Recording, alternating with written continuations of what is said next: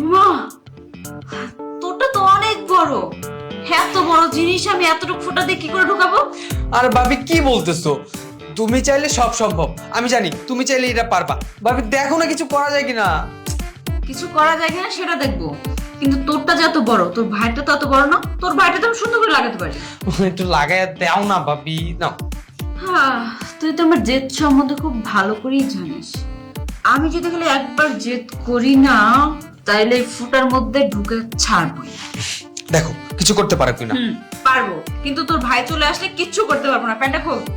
আমি তো সেই খোলার জন্য ট্রাই করতেছি, কিন্তু পারতেছি না। কি ব্যাপার?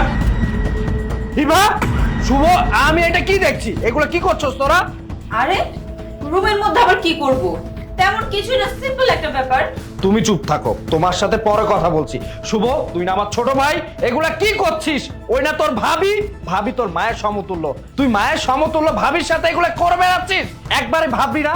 আমি তোর বড় ভাই, আমি যদি এই ব্যাপারটা জানতে পারি তাহলে কি অবস্থা হবে? আর এই যে তুমি, তোমার একবারও কি বিবেক বুদ্ধি কাজ করলো না? এই কাজটা তুমি কিভাবে করতে যাচ্ছিলা? ভাইয়া তুমি আমার কথা বোঝার চেষ্টা করো, তুমি এসব কি বলতেছো? তুই চুপ থাক। ইভা, তুমি কাজটা কিভাবে করলা? তুমি কি বলতে যাচ্ছ? এমন কি কাজ করেছে? এখানে তো আমি কিছুই করি না, তুমি অযথা সন্দেহ করতেছো। সন্দেহ? আমি নিজের চোখে দেখেছি তুমি ওকে প্যান্ট খুলতে বলেছো। প্যান্ট খুলতে বলো নাই? এগুলা কি ভুল? আমি ভুল দেখেছি? আরে আজব তো, ওকে আমি প্যান্টটা কেন খুলতে বলছি সেই কথা কি একবার তুমি আমার কাছে জানার চেষ্টা করছো? করো নাই, অযথা করে সন্দেহ করতেছো। তুমি আমাকে কি শোনাবা? শোনাও। ঠিক আছে, শোনো তাহলে।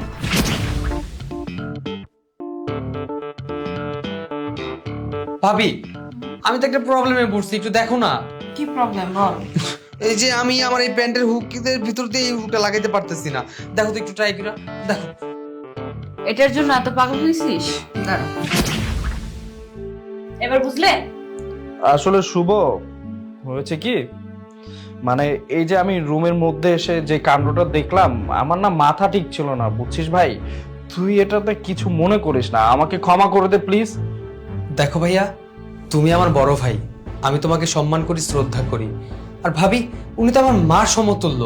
তুমি কথাটা বোঝার চেষ্টাই করলে না। সে কখন থেকে তোমাকে বোঝাতে চাচ্ছে, আমি ভাবি দুজনে মিলে। তুমি না বুঝে না শুনে তুমি আমাকে থাপ্পড় দিলে, ভাবিকে ভুল বুঝলে, ভাবিকে যা তা বললে। ভাইয়া তুমি মাফটা আমার কাছে না, বরং তুমি ভাবির কাছে চাও।